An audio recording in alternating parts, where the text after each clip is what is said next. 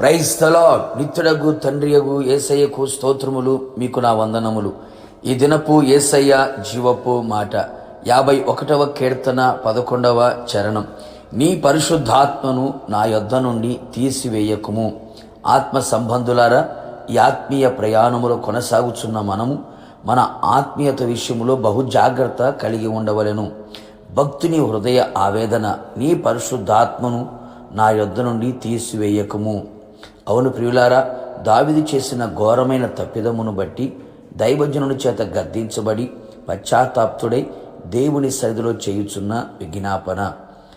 పాపము మనలో ఉన్న పరిశుద్ధాత్మను దూరము చేయును, ఆత్మను ఆర్పివేయును. అందుకే పౌలు గారు పరిశుద్ధాత్మను దుఃఖపరచుకుడి, ఆత్మను ఆర్పకుడి అని సంఘములకు హెచ్చరిక చేయుచు ఉన్నాడు. మన అవిధేయత, మన పాపము మనలో ఉన్న ఆత్మను చల్లారునట్లు చేయును. అందుచేత పరిశుద్ధాత్ముడు దుఃఖపడును.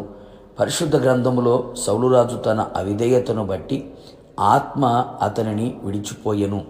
సంసోను జీవితములో మానక తాను చేయుచున్న పాపపు క్రియలను బట్టి ఆత్మ బలము అతనిలో దూరమాయెను.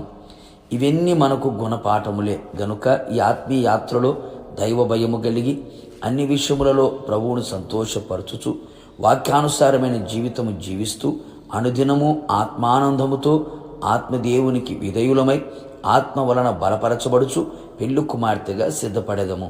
ప్రార్థన. ప్రేమాస్వరూపియగు దేవా, మీకు నిండు మనస్సుతో పాదాభి వందనములు.